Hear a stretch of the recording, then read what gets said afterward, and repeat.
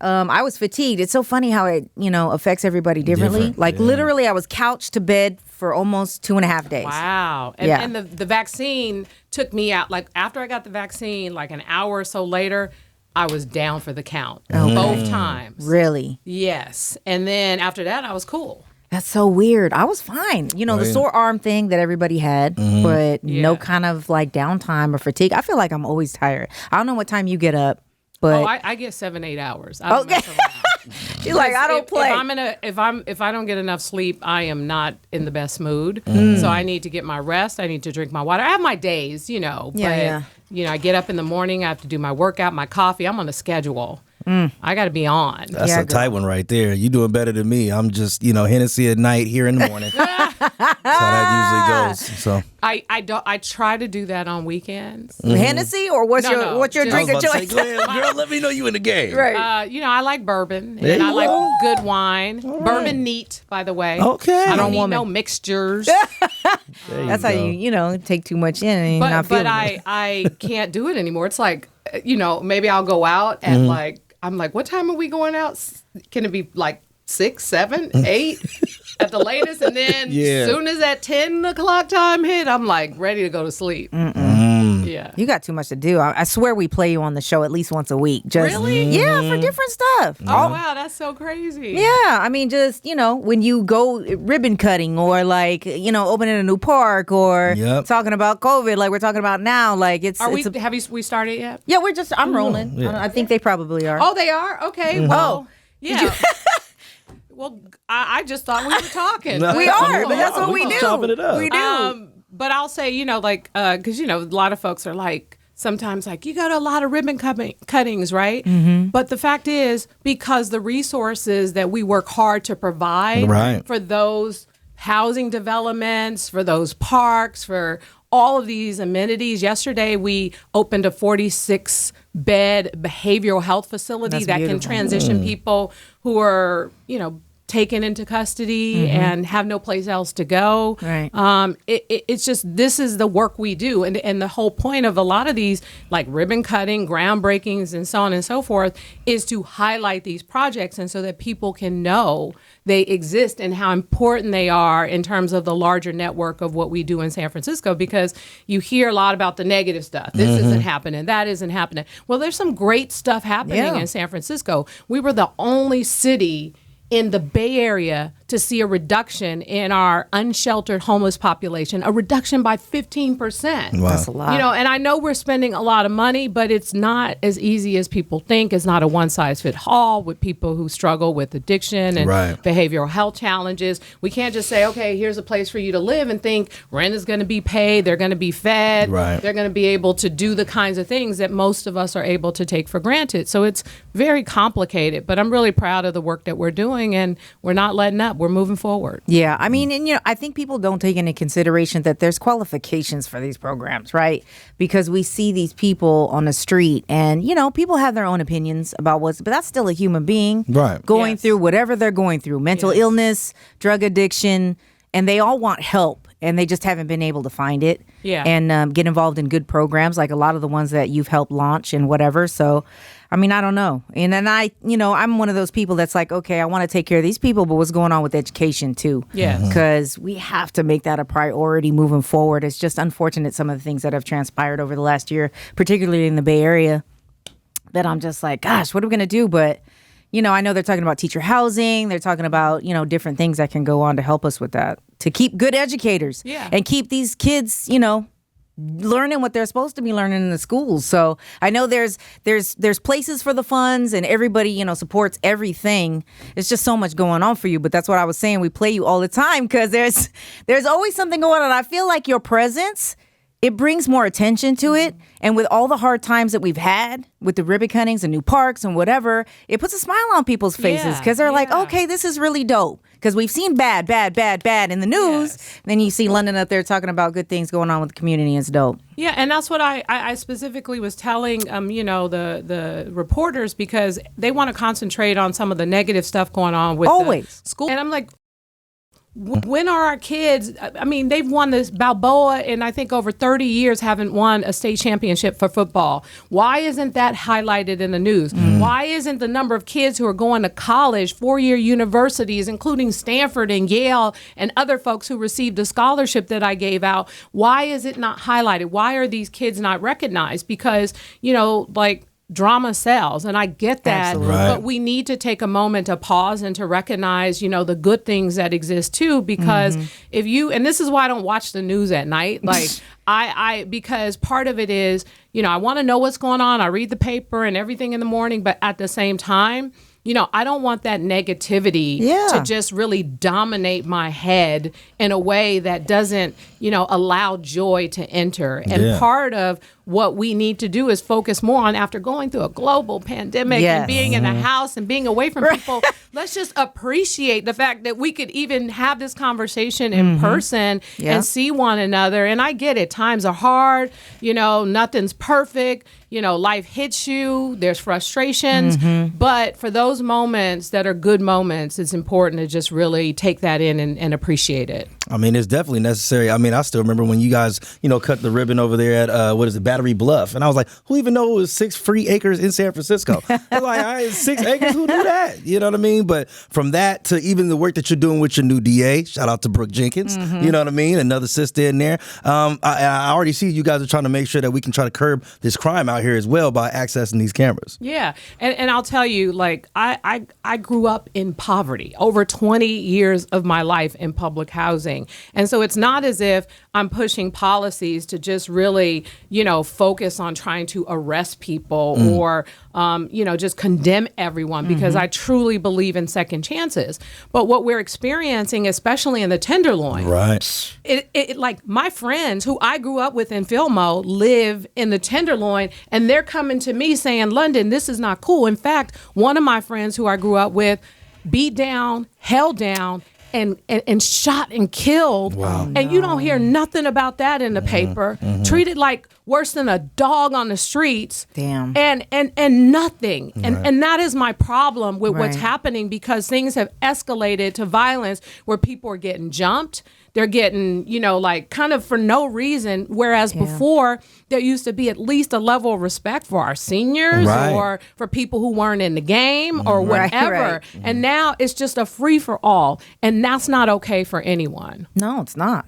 That's why we got to look forward to good things. And I do appreciate the work you're doing to clean up the Tenderloin. I mean, I know you're born and bred here, and so you hate to see your city fall apart. And there's been moments, and you've been right there to kind of clean up and just let people know, look, I'm working on this. Yes. So as we move forward together, know that your girl got your back. Thank and you. I'm paying attention to the, the necessary things as well as the good things, like outside lands. Yes. Oh, right? Goodness. Yeah. My God, there's going to be so many people there every day. Are you going to go? Well, at first I was like, no, because it's such a big crowd and it's hard to get down there and everything. But when I saw Jack Harlow on the list, I was like, wait a minute, I might step up. Go see I may Jack, have to go back, rearrange my schedule to go see him. Yeah.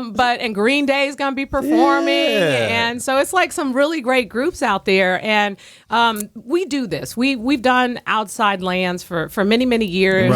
Transportation plan, shuttles to get people out of there because, we know people gradually filter in. But we have some express buses with the 5 Fulton that can take people straight downtown if they want to catch BART and other things. So it's going to be fun. There's going to be food. There's going to be drink. There's even going to be cannabis on site, which, this is real San Francisco right here. So it's really going to be a good time. We want people to come out. We want them to come out and have a good time and enjoy themselves and keep smiles on their faces. It's really, Outside Lands is a time-honored tradition here in the city. And so we're looking forward to seeing it really take over the Golden Gate Park area, where it's pretty amazing. Lizzo performed last year. She was incredible. We got some great artists coming to San Francisco, so I'm looking forward to it. Yeah, it's gonna be real big. Yeah, when you step out there, just make sure they turn on that first class for you one time. Let me go ahead and get that play off real fast. Yes. Now, I know, like you mentioned, there's going to be a ton of folks, and we know for a fact a lot of people out here have been going to these large gatherings, right? And we've been seeing these numbers increase. And the monkeypox, I also see you've been making a push to get more vaccines here. I was driving down, 16th and Potrero the other day and just saw that line of people all the way down the street. So, do you feel like you're getting the support you need to make sure that we're taking care of that here? Well, we're not, unfortunately. I just want to be clear. Some people are blaming, just the response on me. And I want to be clear. We can't, under the law, we can't make vaccines. Right. We rely on the federal government, which, by the way, Speaker Pelosi and I have worked hand in hand, when we knew that monkeypox is not a new disease. Right. And so that's why there's a vaccine, because of when the time that it appeared. People went to work. There's only one place that actually makes these vaccines. We knew it was coming into the U.S. And so, of course, San Francisco, with the top infectious disease doctors anywhere in the world, we were already on top of this, pressuring the federal government to get it together and to get ready for what could happen, especially in our city. We're very densely populated, one of the second most dense cities in the country. Right. And so part of what my push has always been is we want to be ready with vaccines. And so it has been a struggle, because initially, we got about, I think, close to 7,000 or so. And then we got another 4,000. It took us to about 12,000. And then just recently, yesterday, we were told we were going to get 10,000, and we don't know when we're going to get those. We've had to turn people away. None of the clinics are open tomorrow. Right. It's been really a frustrating process. Right. Last week, when I declared the state of emergency on monkeypox, we had 281 cases, and as of yesterday, we have 386. So, 100 already. so the cases are rising. Right. And I'm very disappointed and frustrated and upset that I feel this has been ignored. I'm grateful that our governor has declared a state of emergency and is, joining us hand in hand to fight this. And we just need more, and we need more faster. This is my question, because as we talk about it on the radio, obviously there's a eligibility requirement for it now. And I'm almost to the point, girl, where I'm going to go lie. I'm going to say what I need to say because, the stories about what it is, not only just, physically, it's like it's painful and all the things. It's like nobody wants this. After everything that we've already been through. Right. I don't want to get monkeypox. Yeah. So And just because, people aren't necessarily dying from monkeypox doesn't mean, you're according to our infectious disease doctors, you're in excruciating pain. Yeah. Where even trying to do a bowel movement or urinate and those kinds of things can be quite painful. So it's not a sexually transmitted disease, but unfortunately, our LGBTQ community in particular have been disproportionately impacted. Right. It's not to say that anyone else can't get monkeypox. It's something that is transferred with close skin to skin contact on on a consistent basis. Okay. They talked about not sharing clothing. Basically, if you think you might have been exposed to, try and get a vaccine. Yeah. There's a medication that hasn't been approved by the FDA so far, but it's still available to people. But it's, again, hard to get access to the medication. It's hard to get a vaccine. It's a frustrating thing. But finally, it appears that the Department of Health and Youth and Human Services for the federal government has put into place the person in charge of basically managing this, which should have already been done. It should have already been a priority, but it's unfortunate that it's taken us pushing and sounding the alarm and trying to be as aggressive as possible to get to this point. But we are long overdue. This is a small number. When you look at the bigger scheme of things, San Francisco has more cases than even some states. We can do this. We can eradicate this, but we need a better response. Yeah, and that was my point. State of emergency. I'm a part of the state.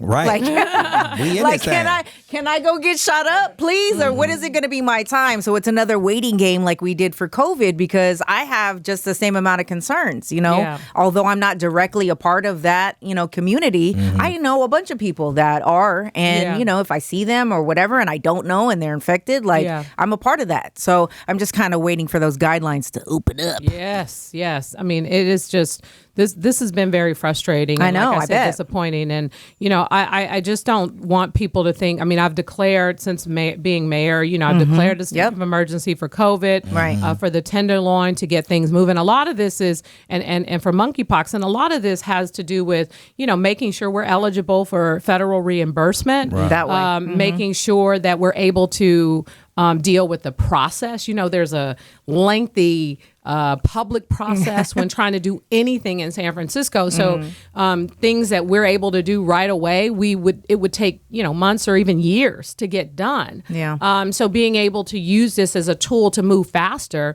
we have the infrastructure to provide the vaccines and the medications in a way that can serve the entire population who wants it. But sadly, we don't have the resources, nor Right. can we make them ourselves. Right. Or Right. there's nothing that we can do directly here in San Francisco other than wait to get the It's a waiting federal game. government to Yeah. respond and to be as aggressive with them as we possibly can. Yeah. I mean, I'll be waiting. Yeah. I'm going to stay over there. Like, we can kick it, but stay over there. That's Because why I'm like elbow. right, exactly. Right. You got to You know, still do that, which is yeah. unfortunate because, embracing is like, it's Yeah. healing. It's human. Yeah, it's you know? healing. And I, Yeah. like to show, hey, I like you a lot or whatever. And, we're just not in that I'll space. give you that eye contact. I like you a lot. There you go. But as long as we don't lose our spirit, I think that's the Yes. main thing. We got to still get out here and have these celebrations, have these Yeah. parades, have real. these safe spaces for us to go enjoy Yes. fantastic music, like was about to happen over at Golden Gate Park this weekend with Outside Lands. Well, Yeah. speaking of parades, can we just go back to the Warriors parade in mean, San right. Francisco and how iconic that was? Yeah. I have been to parades pretty much my whole life, and I don't think I've seen anything like that ever. Yeah. Maybe it's because I was in it, whereas before I was watching it. Right. But I saw all seas of people, It was Right. crazy. like all over the place to the point where I don't know, it was so very emotional Yeah. because it was like, wow, this is amazing. It's Right. history. And then the team, like Steph is such a sweetheart, and Clay, they are such good people. Yeah. And just watching them and their families and their friends and how much they enjoy themselves. Right. I took so much joy in the whole experience of how they made people feel.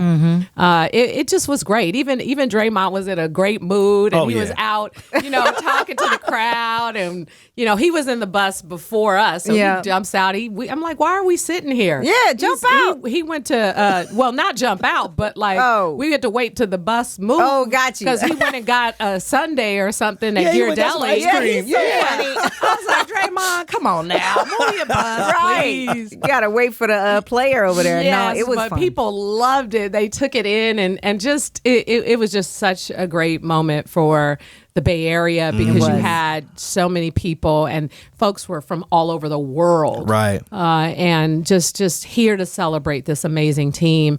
And what's interesting is it just reminds me of the resilience of our city, right? People count San Francisco out. They try to say all these things about, Right. oh, San Francisco this, San Francisco that, and they try to count us out. But when they count us out, we usually become, like we rise to the occasion in a Right. whole nother way.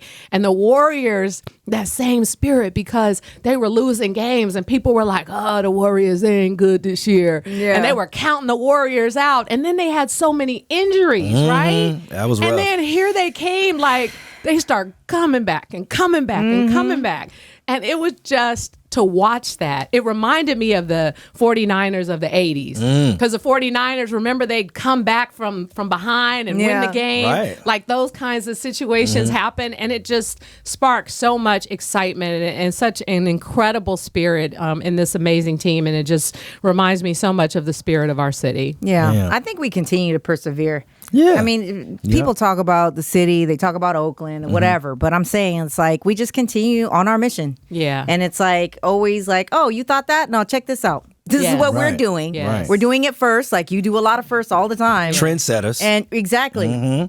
I'm like, oh, wait a minute. Wait, London Breed, she might know what she's doing. she might know what she's doing. Because look at all these people and the governor and everybody else following San Francisco's lead. So it's like, who cares if they discount us? You just continue to be on your focus. Part of it is because I'm smart enough to listen to the people who are the experts in the situation. We're lucky because our Department of Public Health and the University of California, San Francisco, the research that happens here in biotech and everything that they do, they have some of the leading health experts anywhere in the world. People come here to learn about what we're doing. We're the innovative ones. And so, of course, I'm going to listen to the experts when they say, well, we don't know this, we don't know that, but we do know we should be concerned. I'm like, oh, shoot, I'm concerned. Let's shut it down. Right. I'm like, if a doctor is coming to me and saying, look, here's what it is, I'm going to listen to that. Okay. Well, I appreciate that. Yeah, man. It's nice to have somebody who's confident. And it's from here because I think you take higher pride in it. Yeah. To see things going well for everybody out here in San Francisco. I do have one beef, and it's my $98 parking ticket. She's going to blame this on me. Girl, it is his fault. So it's not your fault. It's not the city's fault. Maybe a little. $98 for an expired meter because this fool right here didn't pay it and thought he did. I was trying to be helpful. I go, so they got the non-touch, so I put my phone up. She was to like, it. "Well, girl, thank you for your donation." All I can say, Sana, is I got 5 on it if you need it. I can't. Did you hear what I was? 98. Can you get it? 8? Can I get 8? Let me get 8 Sheesh. I mean, parking, they don't mess around. The folks who give tickets out, they don't mess around in this city. And, I'm always fussing. I'm like, if something's not going right? If something doesn't get cleaned up fast or if something is not happening where it should, I'm like, I'm going to put all the meter maids on this because they'll make sure that it gets done. Right. Because they be like, zoop, zoop, zoop, zoop. They like, zoop, zoop. It's like they sit there and wait and watch. They do. You just made it worse. Yeah. See? Now D, whoever you are, the officer's name, I'm gonna come find you. We're gonna have a talk. Sometimes just roll by my car. Just roll by the car. I'm all right. But it is your fault. See, you know what? It's Can't fine. let anybody else pay for your meter. You got to pay for your own meter. And they there won't used to be helpful. nooks and crannies and places we could find those. That's true. Little spots. And things have changed, because the other thing is people are using so many different modes of transportation. That right? is true. Yeah. Like when I was growing up, people didn't bike in the city. That's true. And now you have, so many people who are biking and then scooters. Right. Scooters are a mode of transportation, especially for ladies with dresses on. It's so cute. I love it. Yeah. People are catching Muni more. Remember we couldn't completely rely on Muni. We didn't have a system with an app telling us what time. Right. We just knew it probably was going to come at 9:30. Just wait. Between 9:30, maybe 10 o'clock, but we just need to wait. We keep looking. But things have changed in the city, and so it's required us to adapt a bit. But those tickets are no joke. Girl, Talk about inflation.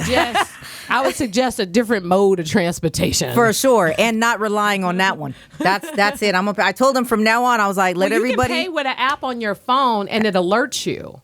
See, but I didn't. I relied on him to do it. He offered like a gentleman, and then didn't follow through. Well, maybe he pay half. Right.